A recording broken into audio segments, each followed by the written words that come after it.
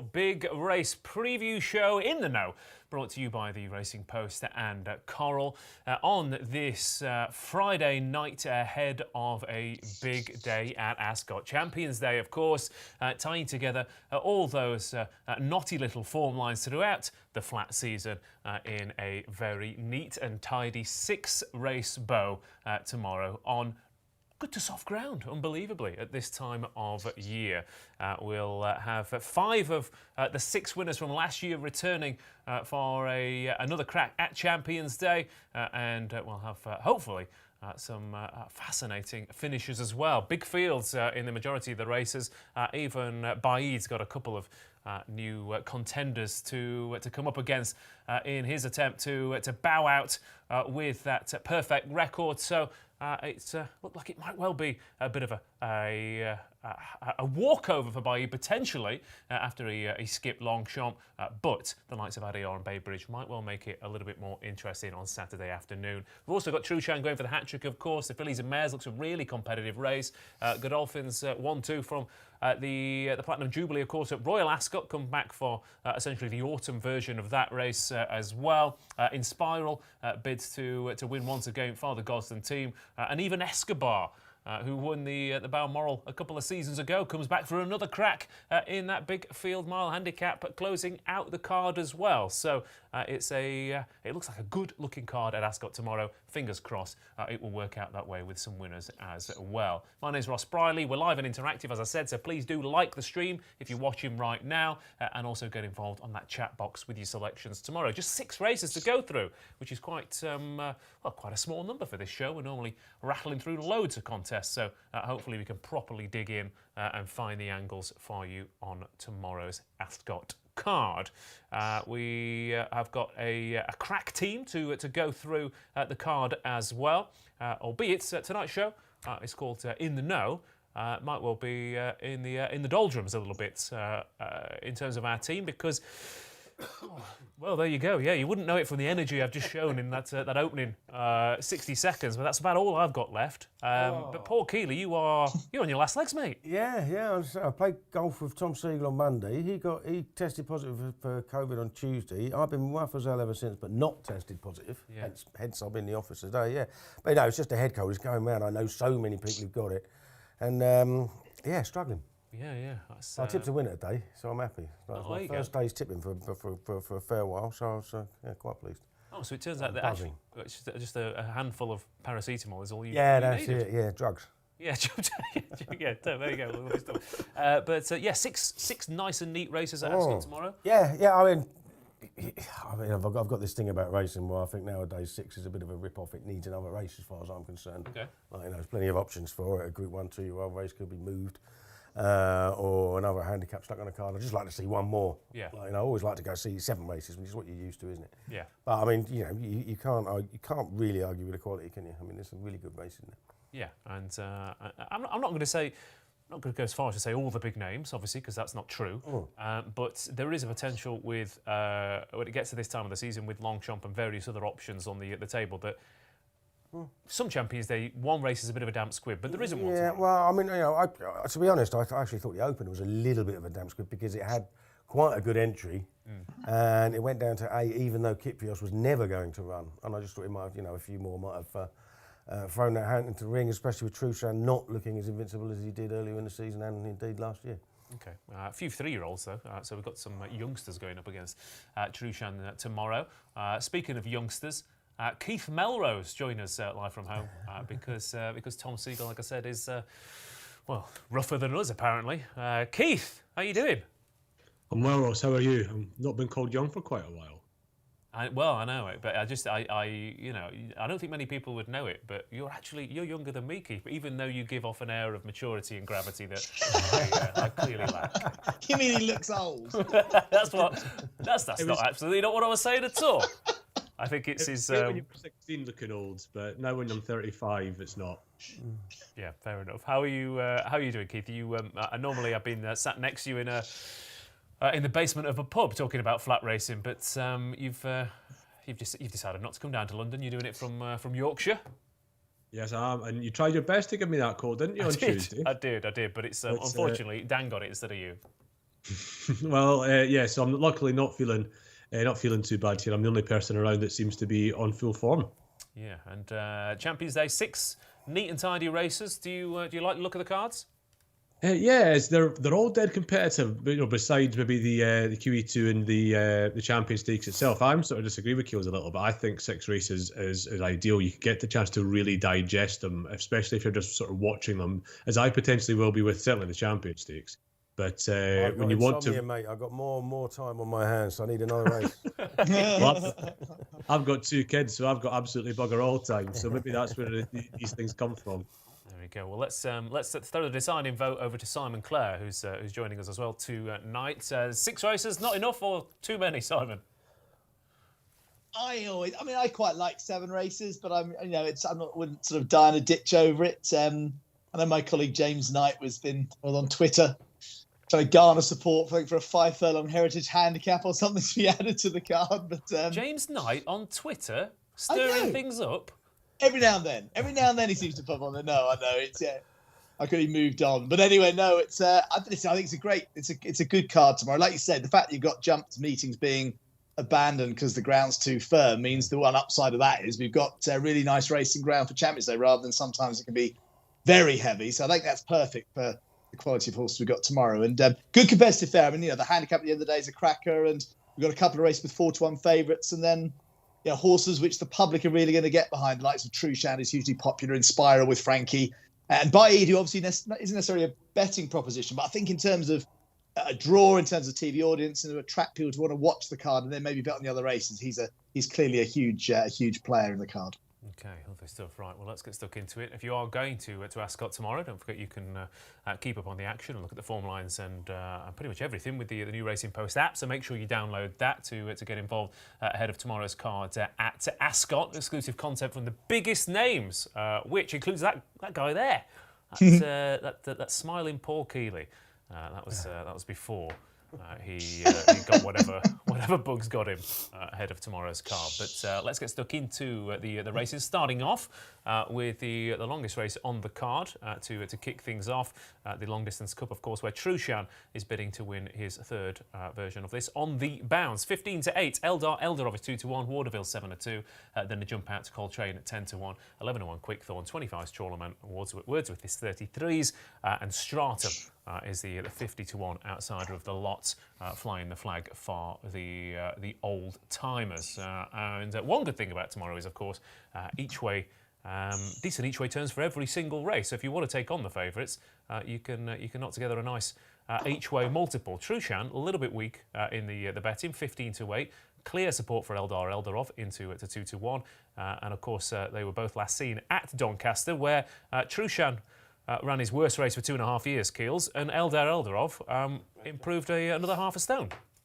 Yeah, I'm been sort of thinking one way or the other. Trushan's either a good thing, or you got to take him on. And I don't know. Well, the way I punt, I end up taking him on. But I appreciate on his absolute best form, he just wins. I don't rate the 3-year-olds at all. I thought the Ledger was a terrible race. I thought Waterville would be a 14-1 shot.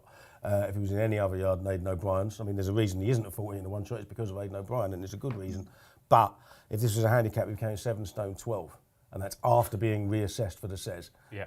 So if you're backing him at 7-2, you're asking for miracles, really. And another thing about 3 years, only 4 3-year-olds have won an all-aged group race over 2 mile plus in Britain since 2009. You know what I mean? It's quite rare. So I couldn't have them at all. And it depends on... Akmal won this, was the last time to win this. John Dunlop, I think, years and years ago. Years and years ago, yeah. Yeah, he did, yeah. But that was a long time ago. Yeah, it was a long... Yeah, it was a long time ago, yeah. Stradivarius won the Goodwood Cup, I think was the most recent one. He was obviously a superstar. Yeah, he was all right, wasn't he? So yeah, it's difficult. I don't think either of those two are superstars, certainly not yet anyway. So Trushan, what bothers me is the Goodwood run on ground that was good to firm in reality rather than good was a really decent effort. He wasn't beaten that far by QIPCO, but he should have done better on ground that suited at Doncaster last time. And I don't know, he does tug, doesn't he? I mean, he really does tug. And I see people moaning, "Oh, she's not strong enough to hold him," and all that. It's complete nonsense. Right, so you see it on Twitter, obviously. It's, Right, okay, it's a mad world on Twitter. But the truth is, if a horse wants to pull, there isn't a jockey in the world that can stop it, right? Because nobody's strong enough. They're 10 times as strong as a human being. So if he wants to pull, he's going to pull anybody's arms out. But he just seems to be a little bit worse at that these days, and I'm not sure that helps him. He obviously likes it here. He's won it twice. He's the one to beat. But Coltrane beat him last time. What's wrong with him at 10-1? Each way. I just can't see what's wrong with him at 10-1. He's just such a consistent horse. It's bomb-proof track form as well. Yeah. He runs really well at the track. His only arguably bad race was when second to Quickthorn when they all gave him a ridiculous lead at York last time. Quickthorn did go fairly hard himself, so you can't knock him for that. But I don't know whether he just completely bounced after a big lifetime effort last time. But he was beaten a mile out, Quickthorn, under pressure, or he may have sulked because he couldn't get to the front. But I would, Trawler Man, he'll want to go forward. You wouldn't be at all surprised if Wordsworth was in there to go forward to help Waterville, who obviously came from miles behind in the says. So there could be a bit of a pace burn up, and I just think Coltrane, he's not bomb-proof, but I think he's pretty good value each way at 10-1. Yeah, I say he's not bomb. Yeah, maybe he's not bomb-proof in it, but he's run one bad race in his life pretty much, and he seems he seems a completely different customer this year. So yeah, I thought he was quite interesting. He's currently a 10-1 shot. We were talking about him earlier in the week, Keith. I love throwing a random pet theory at you. And is there a potential pet theory here that, similar to Denman when he won the Hennessy and never won again, has that Northumberland plate just taken the edge off Trueshan? Was that the top of the mountain?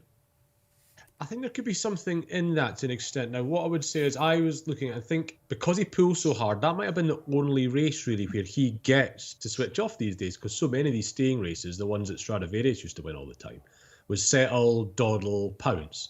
And the race is not necessarily going to suit Trueshan, especially as he gets keener. So in the plate, Holly Doyle was dead keen to just keep him covered up as long as she could, wasn't she?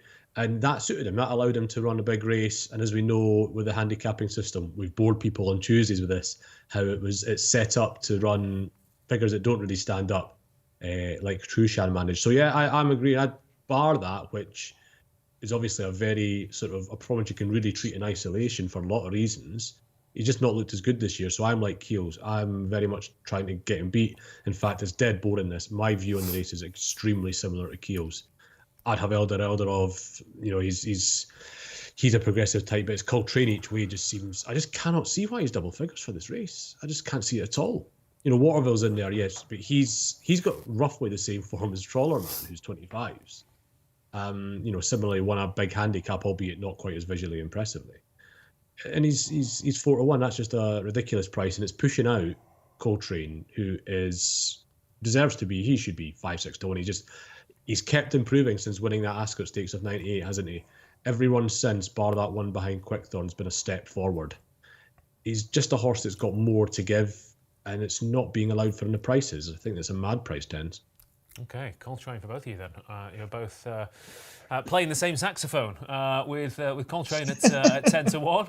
Eldar Eldarov, though, has been well supported here, Simon. Obviously your Trueshans and your Coltranes and your Quickthorns of this world have the form in the book, and that big 3-year-old negative stat that Keels has thrown in is a bit of a negative for Eldar Eldarov and Waterville. The upside is, of course, that they've both got. They both run half as many times as everything else on the track, and Eldar Eldarov is a Group 1 winner. Waterville's bred to be a Group 1 winner. Yeah, and it makes for a really fascinating race to try and sort of work out, as the guys have said. I mean, you either you got a horse who's won the last 2 of these renewals, and yes, he hasn't been in as good a form, Trueshan, this year as the previous 2, but he's still not far off it. And you sort of think, well, back at a track he loves, the ground, will be testing enough to make it enough of a stamina test. And he'll be very popular. I mean, he's being you can see he's being backed around at the moment. You see him shorting. Eldar Eldarov, they think there's been 14 3-year-olds in the last 10 years, no winners. The last 3-year-old win Akmal was at Newmarket. So since it's moved to Ascot, it's been a barren period for the 3-year-olds. That's not to say Alderweireld can't win and set that record straight. But it's just a. No, and don't think there this- haven't been any. There've been a couple of come out of the ledger, but no actual ledger winners. I know you mean the 14 3-year-olds. How many of them were sort of Group 1 when it's coming out of big races? I agree. So stats are there to be broken. I mean, it just makes for a great race. I'm a big fan of Coltrane. Backed him in the Ascot Stakes. I thought his fourth at Goodwood behind the big three proved that he deserved to be in that mix. He wasn't far behind QIPCO Stradivarius and True Shannon. He's a great each way price. So I'm pretty much echoing the guys. We have got actually a good in the know special here because it's actually at the start of the programme because it's one of these time limited ones, 6 till 7 p.m. So we've got 40 minutes left and we're going 5 to 2 True Shan from 15 to 8, up to £20 per punter. So if you fancy True Shan, you want to get a bit of 5 to 2 about a horse who's now trading, well, best price 2 to 1 with 15 to 8. Then there's a lot shorter, 13 to 8 and 7 to 4 to place. So 5 to 2 for the next 40 minutes is the in the know special. Lovely. Cheers, Simon. And people saying at home as well, of course, you've just seen the news that Robbie Coltrane has just passed away. Is that right? I mean, and that is, obviously, it's, I assume it's named after John, but people saying, that's the most topical winner? Absolutely, well, no pun intended, but cracking actor of his generation. And Coltrane is a 10 to 1 shot. So a lot of people saying that on the chat. I'm not necessarily saying it's the most ideal angle, but True Shan anti-post for Jonathan Sherritt and Darren Walker. They've got some nice prices on that, and Jonathan Sherritt in particular says that was Doncaster, this is Ascot, this is True Shan's favourite track. So that's the opener, the long distance cup at Ascot tomorrow. Completely different kettle of fish for the second race on the card as we drop down to 6 furlongs for the Champions Sprint, where 18 of them line up here.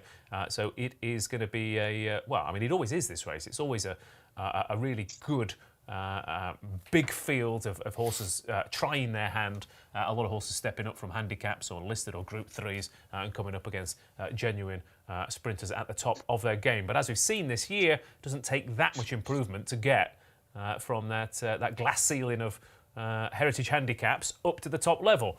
So Rohan is 4 to 1 with Creative Force joint favourites here. Kinross is 5 to 1. Art Power 11 to 2. Perfect Power is 9 to 1. Naval Crown 11s. Brad the Brief 12s. Tenebrism is 14 to 1. Other horses in here with chances. Garrus has been well tipped up by quite a few people. King's Lynn was an eye catcher last time out. Go Bears Go likes the track, of course, and Fresh. Who is another one of those ones stepping up in grade. But Keith Melrose, you've been watching the sprinters left, right and centre up and down the country this year, and you've got 18 of them lining up for you in the Champions Sprint tomorrow. Will it be a proven Group 1 performer, or can something step up to the plate for the first time?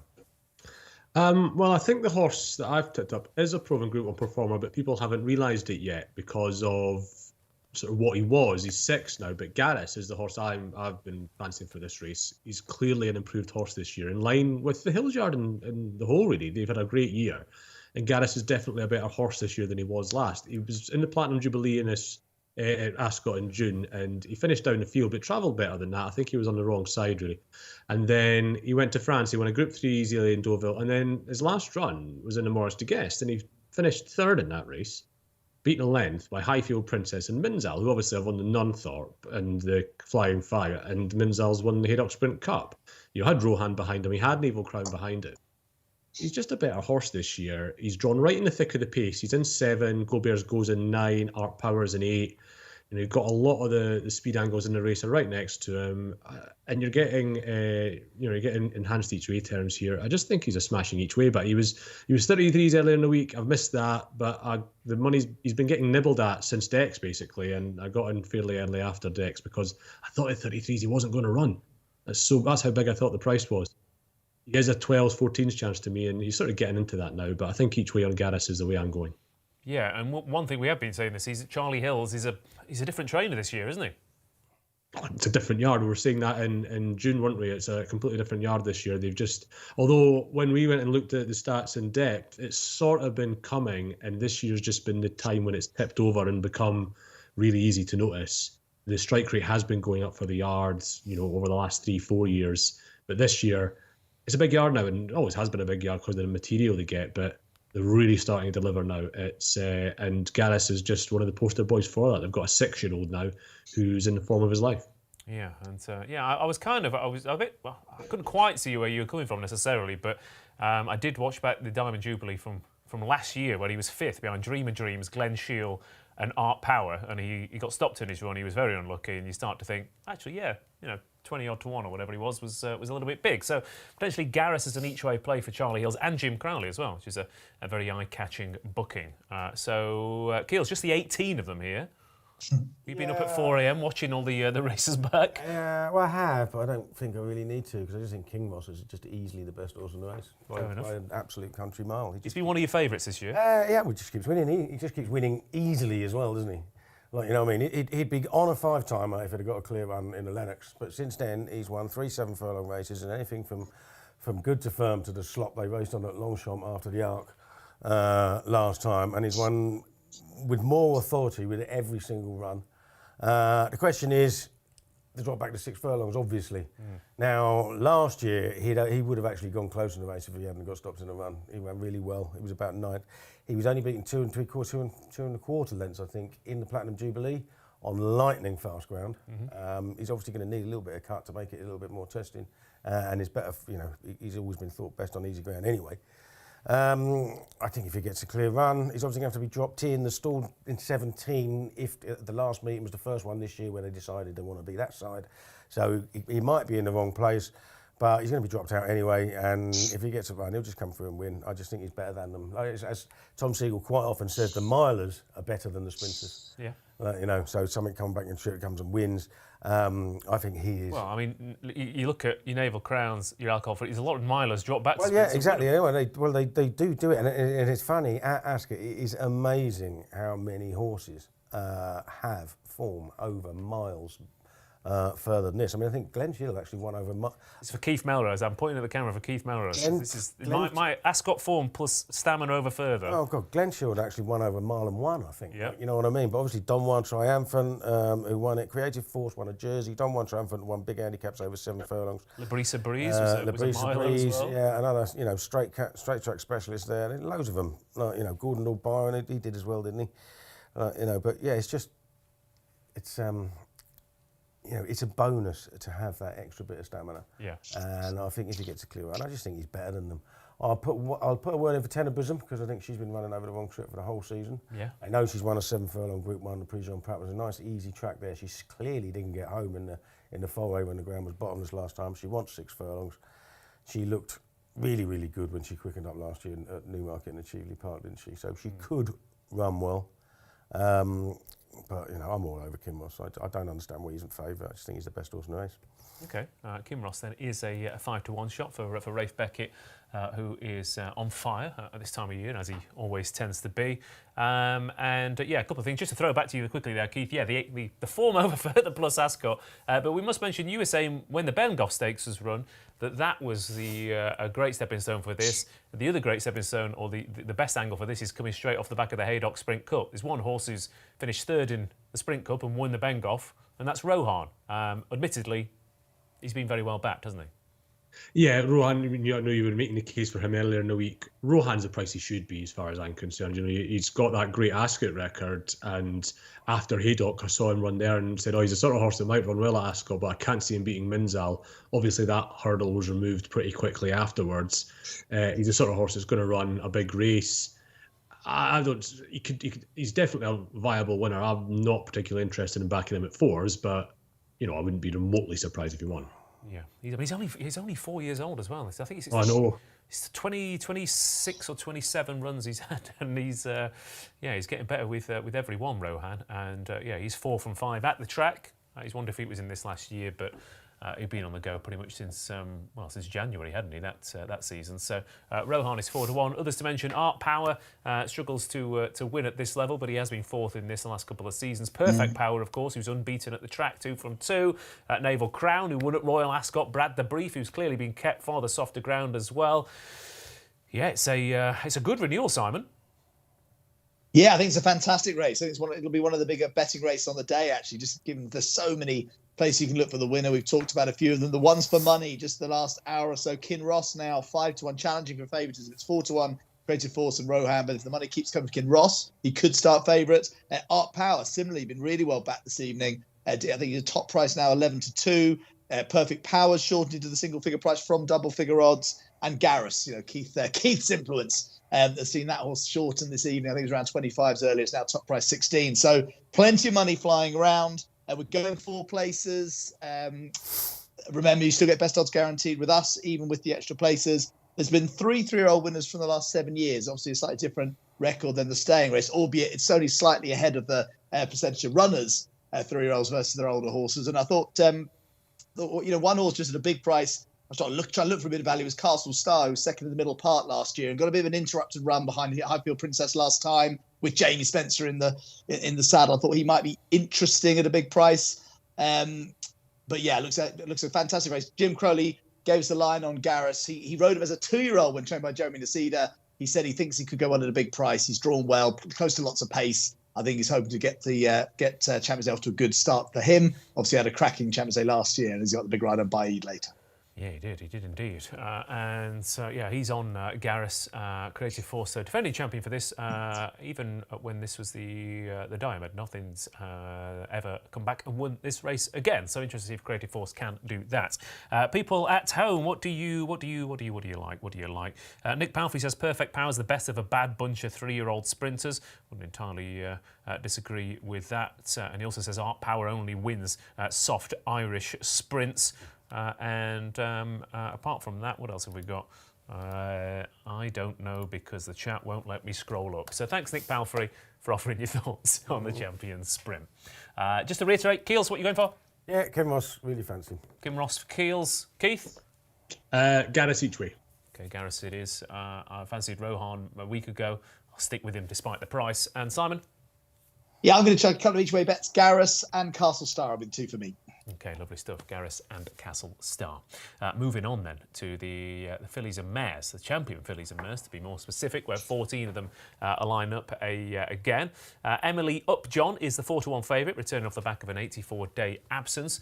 She's got Eternal Pearl to beat, who just keeps on winning. Sela Rosa, who comes off the back of a good Longchamp win. Mimikyu, who is from the same stable as Emily Upjohn, is representing a family that have already won this. Her full sister Journey won this a few years ago. Ashada, last year's winner, Sweet Lady, a French raider, is 10-1 and it's 12-1 and bigger the rest. But the enigma that is Emily Upjohn comes to the table once again. Father champion fillies and mares, representing a yard who, with these kind of horses, tend not to question most of their decisions, apart from maybe the decision to run her at Ascot last time out, where she obviously didn't make it to the Irish Oaks because of a problem with travel. She then went to Ascot a week later and ran an absolute stinker, beaten out of sight in that King George. Hood on, drawn out wide, which might not be a bad thing, to be fair, on the round track, and coming here off the back of a break.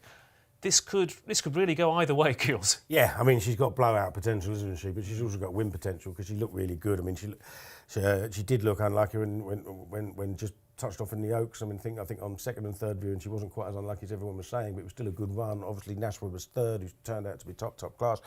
So, yeah, we don't know where she goes. I mean, when you look back at that King George, they went ridiculously fast early, and what's her opening comment? Pulled hard. Like, you know what I mean? So what on earth was she doing? So they put the hood on. Now, the thing about John Thady Gosden, since Thady joined the training ranks with John, they've run 16 horses in first-time hoods, and 7 of them have won. Like, you know, it's a really, really good strike rate. Obviously, only a small sample. There was one at Leicester earlier this week, Auditor won at 12-1. So you've got to give them respect. You know, if she was a bigger price, I'd be saying take a chance, because I took a chance. Mimikyu was 20-1 in the early betting last time at Doncaster, and she was in her first time hood, having been too keen earlier on in the Galtres Stakes when quite fancied behind Haskell and not running. They put the hood on her. She settled beautifully. And I thought she won that race with a bit of star quality. She was eased down at the line to beat Ashada, who won the race last year. And like you said, she's a full sister at Journey. She stays further, which is, you know, always a good thing. I think there's an awful lot to like about her. Frankie's chosen, assuming Frankie has chosen Emily Upjohn. He's got a bit, is that redemption in the back of the mind? Well, yeah, exactly. Well, it could be, you know, and Rab Havner's already he's had his first Group 1 winner this year. Why not have a second? I've got no problem with him being on board. Yeah, I just think she'll run very, very well. I was really impressed with the way she won that race. Yeah. You know, because, you know, he's just never going to do anything else other than win very easily against some decent horses. Well, I mean, last year's winner of this race was easily beaten. Exactly, yeah. Like I said, she comes from a family. The dam was a Group 1 winning stayer in France as well. It's a really, really good family.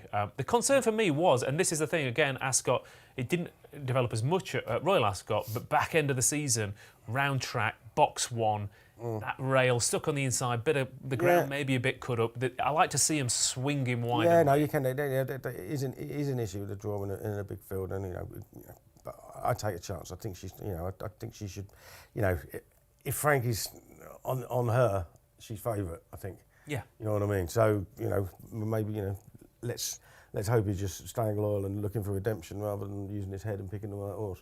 I'd put a word in for Ross Brierley. It was 4th to QIPCO in the Irish and Leisure, 2nd to Aristia the time before that, in a Group 1 at Deauville. I mean, I was actually going to tip. Well, I did tip in the weekend to search for a song up against Trushan, thinking, and she was just ahead of her in the Irish Leisure. She's obviously not running, so but I thought that she's got a decent amount of form, and she's a 16-to-1 shot, probably a few points bigger than she should be. Okay, there we go. A couple against the field then, but the main one is Mimikyu at 6-to-1. Keith Melrose, Emily Upjohn then 4-to-1 favourite here. The Godolphin winner Eternal Pearl keeps knocking them in left, right, and centre. But there's plenty of horses in form here. We were talking about Alba Flora early in the week. Rafe Beckett keeping her for this. Stay Alert as well is from a lovely family and a yard in cracking form. Again, this is certainly no easy race to decipher. No, it certainly isn't. It's a very competitive sort of race. Emily Upjohn, I expect, might be quite strong in the betting on the day because people are going to try and latch onto one, aren't they?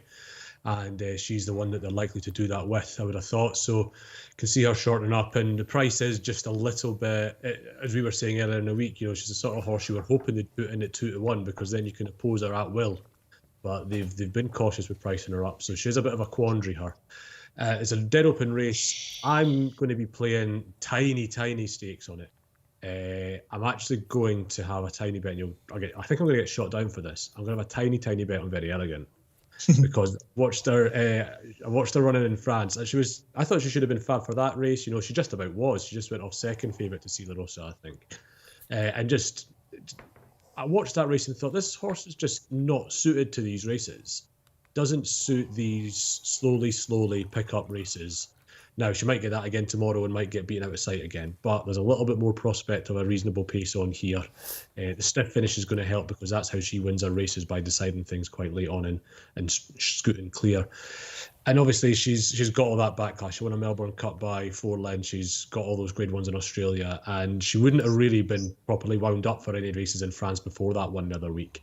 And I just think 25-to-1, she's been unduly forgotten. I'd be absolutely kicking myself if she won at that sort of price in this race and she hadn't been backed. So tiny stakes because it's a massive risk I'm taking, but I'll have a tiny wee bet on Very Elegant.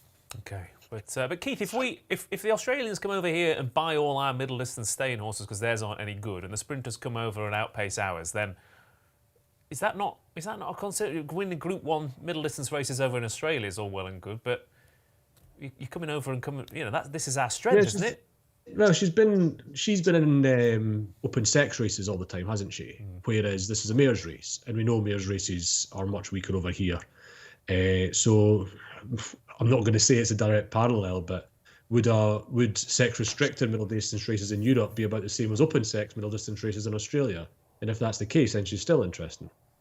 The Melbourne Cup by that sort of margin, look, it's again a bit of a Trushan performance, but nothing in here could have done that. So, I think the class, yes, you're right to maybe poke at it a little bit, but I don't think you can deny that that's probably the best performance anything in the field's got. Okay, fair enough.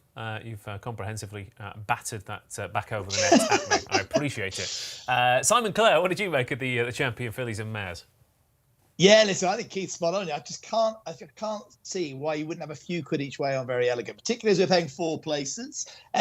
The favourite Emily Upjohn was last 6th of 6, beaten out of sight in the King George last time out.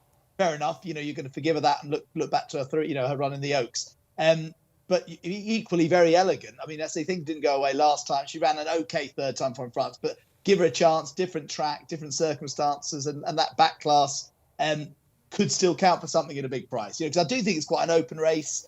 Obviously, Eternal Pearl will appeal for people with the spring of ones. Has been good money for Mimikyu this evening. Also a bit of money for Sila Rosa. And Jim, is confident of a big run on last year's winner, Ashada, who sort of came into last year's race off the back of being reasonably well beaten, but popped up well, and he seems to think she's in similar form, albeit he did admit he thinks this might be a slightly stronger race than last year. So another cracking open contest.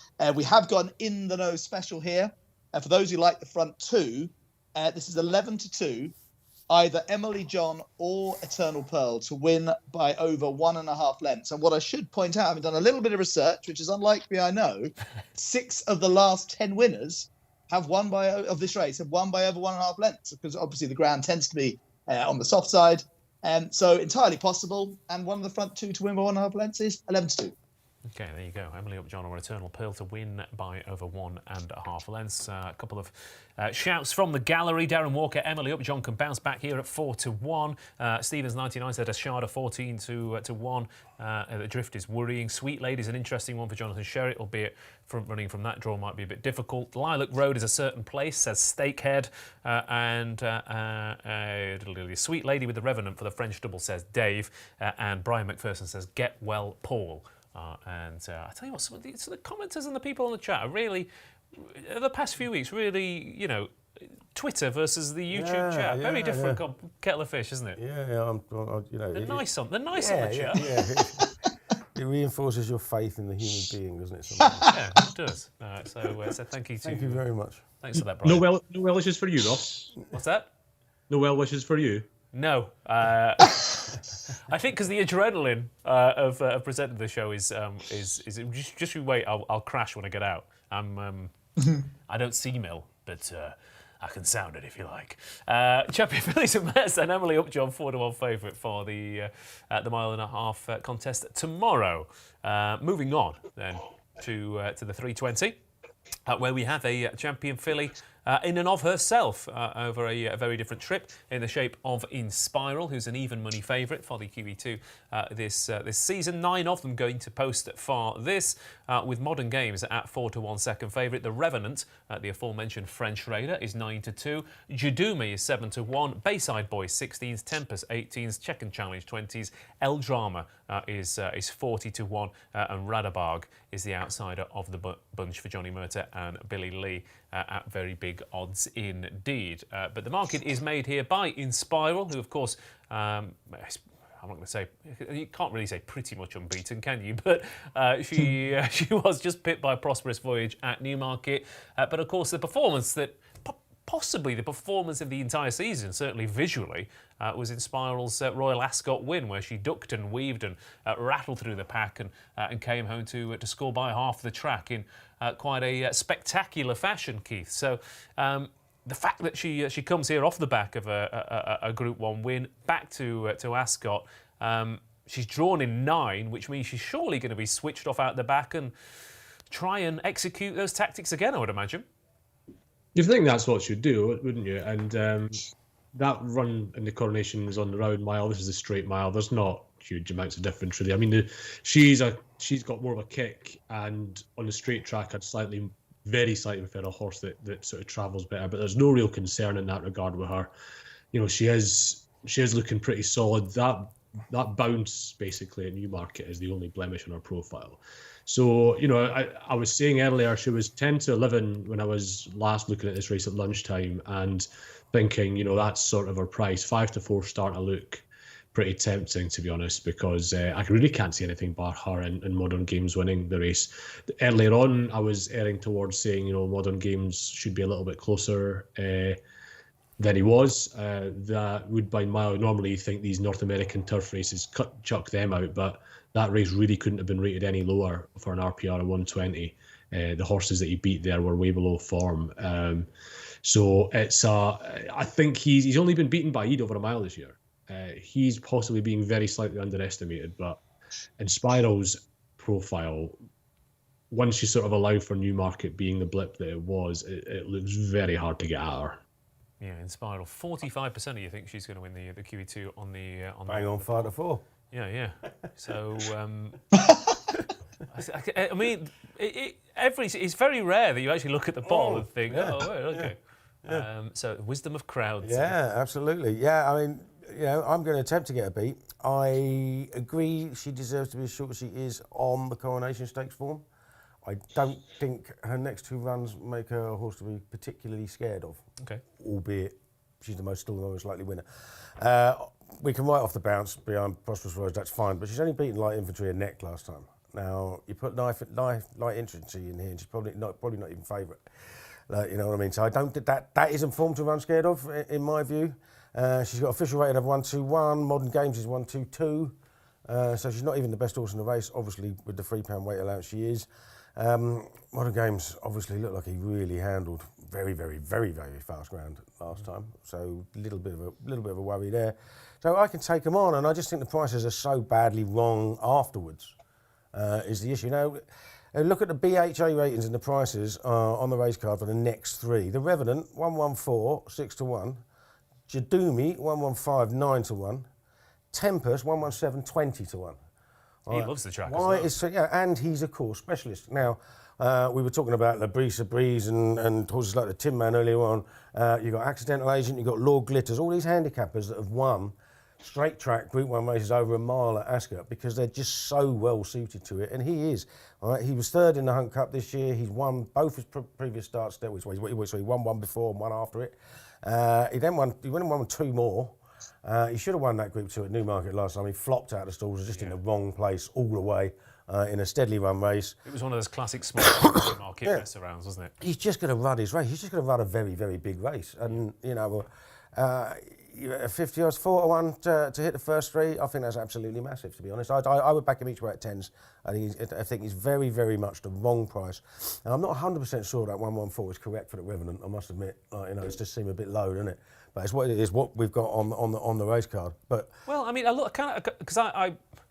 but the only race he's won was this a couple of years ago, and he's been beaten in Group 1, plenty of Group 1 since. Yeah, it is true. But he's not getting any better at 7, is he? No. I don't think Inspiral's a superstar. I think Bayid in the next race is 4 or 5s on. In this race, he's 16 on.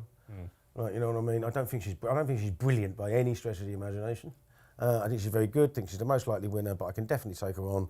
And each way Tempest, I just think is a daft price. Yeah, I mean, I'm inclined to agree. I mean, again, obviously there's that the fillies allowance, but on official ratings, it's £4 between Spiral and Tempest, and the breeding. I mean, it's an incredible Group 1 pedigree, isn't it? Yeah, it is, and not only that. I mean, he's done all his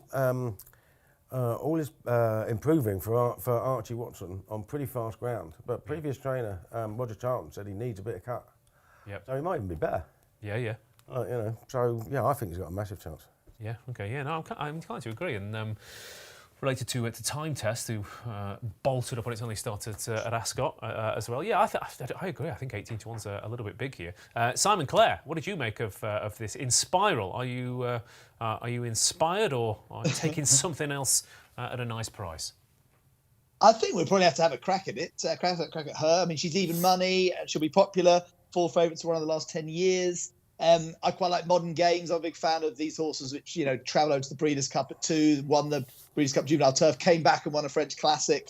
Obviously won a Woodbound last time out. They're just tough, consistent horses. And Charlie Appleby's still winning at sort of over 20% strike rate with his horses. He's been in form all season. So he'd be maybe the one that appeals to me. There has been money for the Revenant. It's been, 4th, 2nd and won this race. Always seems to win pretty much the RPRs for those 3 runs in the last 3 years. Was all the same, more or less. He always turns up, runs his race. And now, as I say, Paul's made that nice case for Tempest, which is interesting. Jim Crowley rides Check and Challenge. He sort of said, look, I suppose he's feeling bullish about all his rides. So he said he might run well at a big price. I can't really see it. But no, a good contest. I'd probably be in Modern Games camp. Okay, Modern Games it is at 4-1 though. In Spiral, even money favourite though for this QE2. I was just going to say as well. I know we're on the verge of the jump season, but what I do love about the flat is that you've got Down in the Revenant was Hazel Lavery, who was a 1.5 mile winner for Charlie Hills a few years ago. Yeah, Kealy House earlier on, who was a 1.5 mile winner and has bred Kinross.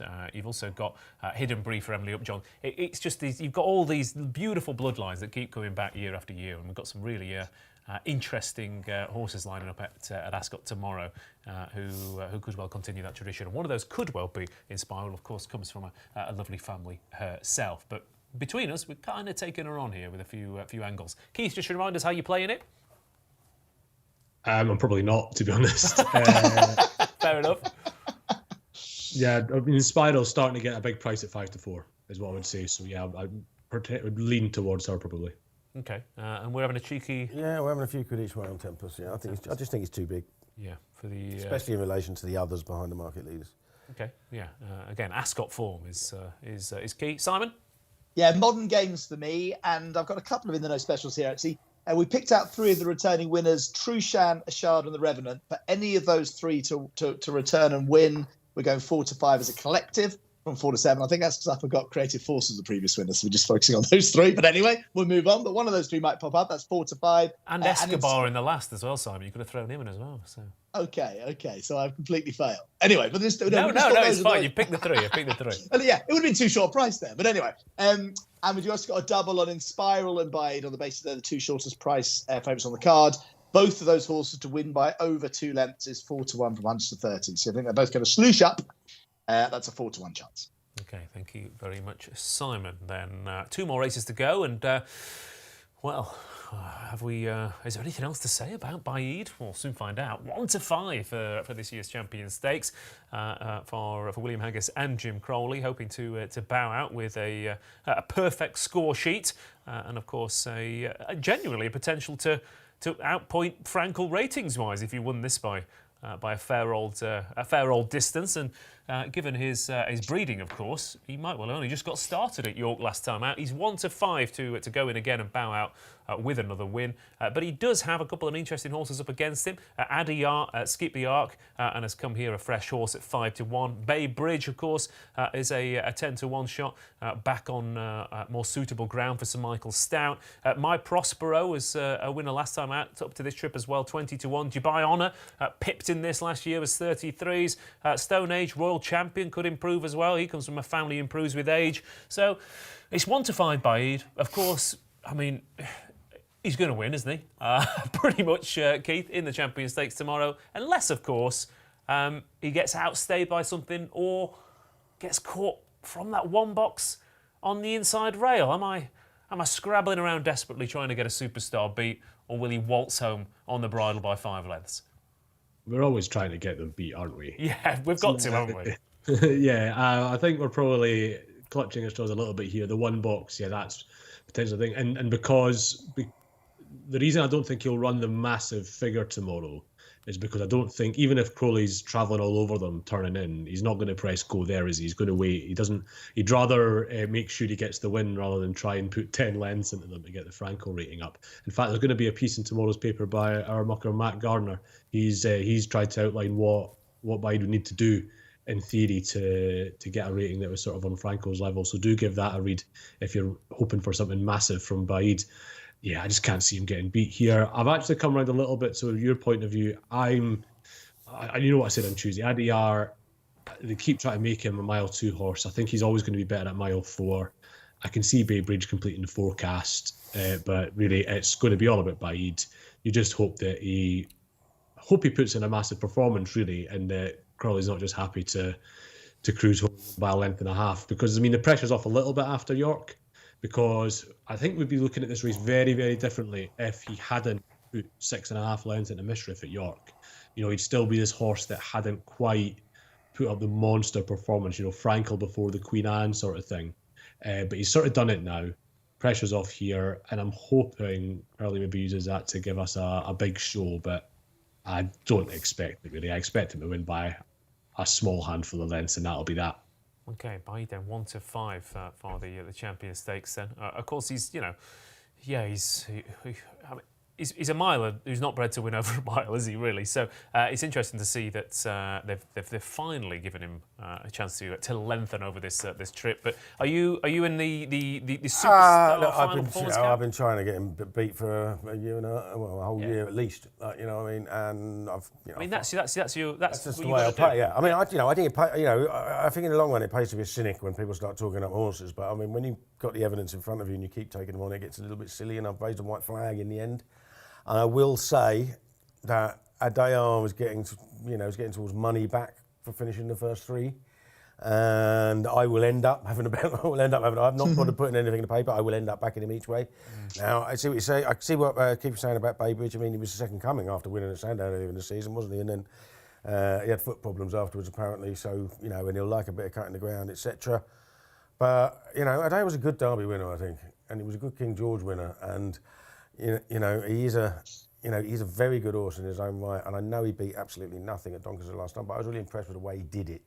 He just went round and he just looked a bit like a superstar himself, like, you know, obviously against horses. So I think he'll finish second. It wouldn't surprise me if he got baited off the bridle, but I don't think he'd beat him. Yeah, I mean the difference with Adair this year, of course, is that by this time last year he'd been racing since the spring pretty much. Yeah, and you got to remember he traded. I can't remember what he traded in the Arc. It was nearly evens, if not odds on, because he turned around. It was an absolute bog, and he looked like he was going to run away from him. And he didn't get home in those conditions. Yeah, you know, that was his fifth run of the season last year. Yeah. Yeah. This year he's coming. This year he's obviously had issues. Of course, well, yeah, though, hasn't he? Like, you know what I mean? You know, but there's next to no chance of him bouncing. It's 5 weeks ago since he had an easy run out with nothing to beat. So they've literally built him up for one day only. And you know, when he ain't a bad trainer, Charlie Apple, he knows what he's doing. You're going to. Jockey's not bad either. You know, I'd be fairly confident that you will see the best of a Adair today. I don't think it'll be good enough. But if 8 line up and you can still get your money back for finishing in the first 3, I know that's what I'll end up doing. Yeah. Okay, fair enough. Bay Bridge again. I mean, 10-11 at Ascot. You know, 9-4 at Sandown, but he's unbeaten after a break. He's 3 from 3 over this trip. He's 3 from 3 after a break. He's unbeaten on softer than good to firm over this trip as well. You know, he looks incredible at Sandown and even at Newbury last year in the London Gold Cup, but small field, fast ground events around Ascot and Sandown haven't really suited him. I still think, I know it's a cliche with the connections, but you know, your likes of Poet's Voice and Crystal Capella and various other horses, it was when they became 5-year-olds that they really started winning Group 1. So this could be the springboard for Bay Bridge's season next year, but I'd rather be backing him each way, Simon, at 10-1 than steaming in at 9-4 and 10-11, to be fair, like we did earlier in the year. But I think he's going to run a decent race into a place tomorrow. I know, it's so hard, isn't it, when you having an each way bet when you don't think the win part is going to win. Do you know what I mean? It's that's where place only betting, I suppose. But then of course place only be a lot shorter than the returns you get from each way at the price. So it's a complicated race to try and have a bet on. That's why I suppose most people probably will watch it. Turnover will be very low, but that's fine, you know. And you know, obviously Jim Crowley's our ambassador. We've been talking to him all year about this horse. The pressure, as a question with every race, I feel the pressure has got heavier on Jim's shoulders just because he's protected his incredible unbeaten record. And then he says he always can only really enjoy it the next day. But then, God, he's been able to enjoy it a lot the next day with all his runs. So I hope he wins. I think it's a good field against him. New horses in Adair and Bay Bridge. He's got some decent form this year. My Prospero, obviously from the same yard. They clearly know he's not in the same league, but I think he's going to be suited by. He's better over this trip as he showed last time, and he ran a great race at Royal Ascot behind Kariba, so he might pop up for the forecast. We've got a couple of specials in the know. Bailly to win by over 4 lengths, 9-4 from 15-8. Obviously, he won the Jumpmonte, I think, by 6 or something. So it's, again, like Keith said, will he press the button? But even then, he's the sort of horse who Jim might hang on to him to the last furlong, but then, like he did at York, you know, go and really try and extend. So I think he could win by a margin. And he's 7-4 from 11-8 to win by the biggest winning distance on Champions Day. So if you think he's going to win by by furthest of the 6 races, he's a 7-4 chance. There's a couple of ways maybe you can have a bet if you think he is going to be dominant.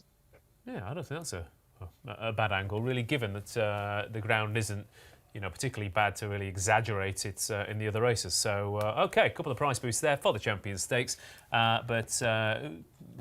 You're going to have you can't help yourself, can you? No, I think Bade will win, but, you know, if you can still, if near the time, because I'm not going to bother backing now, but if he's still that sort of price, I'll end up having to go just for the interest. Okay, and I'll have Bay Bridge in the each way doubles and trebles for the place money tomorrow. Keith, what about you? Yeah, Bade will win, but I won't be betting myself, but anybody who fancies a bet in the race, I'd be suggesting maybe a forecast of Bay Bridge. Okay, lovely stuff. And Simon?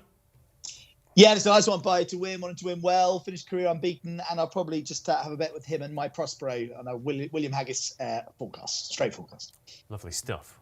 Let's get on to the final race of Champions Day then. I personally think I've enjoyed previewing just 6 races, if I'm honest. The Balmoral handicap tomorrow. We've only done 5, it's time to go. Yeah. Yeah, I know. Well, we started a bit late, didn't we? That's the problem. We can't even. Anyway, never mind. The Balmoral handicap, Blue for You, 15-2, is a rhyming favourite. Terenian Sea is 8-1. Bashka Rover is 8-1. Migration 17-2. Sweet Believer is 10-1. Escobar is 12-1 with Orban and Symbolise, and it is bigger prices. The rest 20 of them line up here. Plenty of quote unquote friends of the show, also some enemies of the show as well in the Balmoral tomorrow, with 20 runners lining up.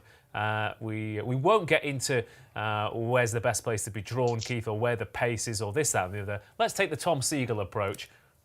Never mind all that. Who do you think the horse best suited to the conditions tomorrow is going to be? It's the sort of horse he's the first horse on your list in a play spot rather than an exceptionally strong wind fancy. But I'm going to be backing Migration each way. He's got. I thought he was a mile 2 horse until his last run at Newbury, but he ran a career best there over a mile, and just like a lot about him, he's been a really consistent horse all the way through, really. And he's got a big mark to carry. I wouldn't be amazed if one got past him, but I just can't see this horse not being in the first sort of 4 or 5, really. We're not talking about the draw so much, but just to note this race generally has been kinder at higher numbers than the other straight course races on the card. And the sprint's the only really pertinent one there because that tends to throw up big fields too. So I'm not worried about 23. I just think Migration as an each way bet is a really solid way to approach this last race. Okay, Migration, of course, stamina over further. Also got a half-decent run in the Britannia to his name at this track as well, so he ticks those boxes, Keith Melrose. Paul Kealy, what boxes tick for you? Well, echo everything you said about Migration is one of the two I put up in the weekender. Got a bit of value there. I also put up Accidental Agent, who I just think has been running really, really well all season in these 7 furlong races and staying on. He wasn't far behind Fresh, wasn't far behind Vaffatino in the Victoria Cup. Got a terrible run last time, but was still finishing his race out. And I think again he'll run his race and be up there. I think he was 3rd or 4th in this race as a 3-year-old. Believe it or not, he's 8 now. He's won a Queen Anne. I think he run well. I jumped off him because I wanted a horse drawn low I wanted to be on a horse also drawn low because. At the last meeting, they went over the far side.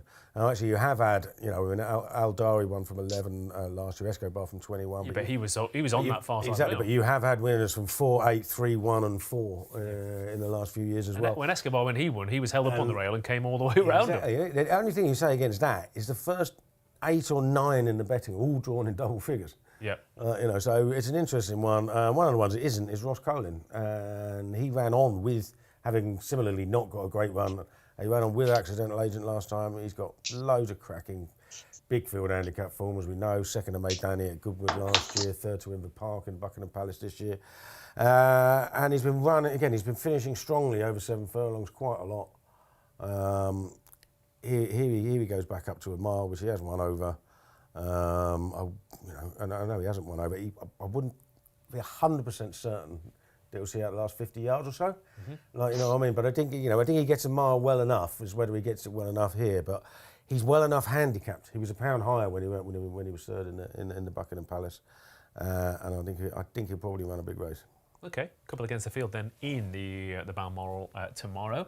But I guess if Ross Colin is going to run out of gas in the last few yards, how many extra places will he be clinging on for, Simon? 5 places in the last race, the 6th race. Loads of money flying around, most notably in the last hour. So Bashka Rover has been backed into 8-1, almost challenging for favouritism. I give away that Tom Siegel's put that up. I think it might be the factor there. Symbolise second last year has been well backed, 12-114. Money for Ross Colin, money for Takarib Bay. They're the 4 all being backed at the moment. One also I actually sort of looked at, I thought was quite interesting, which he's drifted like an absolute barge, a Sweet Believer, who had some form with Escobar. Was it last time out or the time before? Sort of big weight pull with Escobar in this race, and I thought she was reasonably unexposed, but she's drifting terribly. So the horse I'm going to go for is Astro King, 4th in the Royal Hunt Cup, bombed last time out, but quite unexposed, and I think might be quite interesting at 14-1 with Ryan Moore on board. Okay, Astro King then, who's a regular in these kind of events, but is a much bigger price than he normally is. And I'll go for Migration with a little saver on Perotto, who I thought could be interesting, drawn in 1. A friend of Paul Kealy in the past, of course, at Royal Ascot, winning the Britannia a couple of seasons ago, and the yard aren't in bad nick. Okay, that's the last race on the card at Champions Day tomorrow. 6 races, the perfect package, and hopefully, potentially, a brilliant performance to bow out with Baaid. But before we go, a couple of things. One, there's a competition for Dan, our producer outside, tells you there's a competition where you can win Cheltenham Festival 2023 VIP tickets on Champions Day.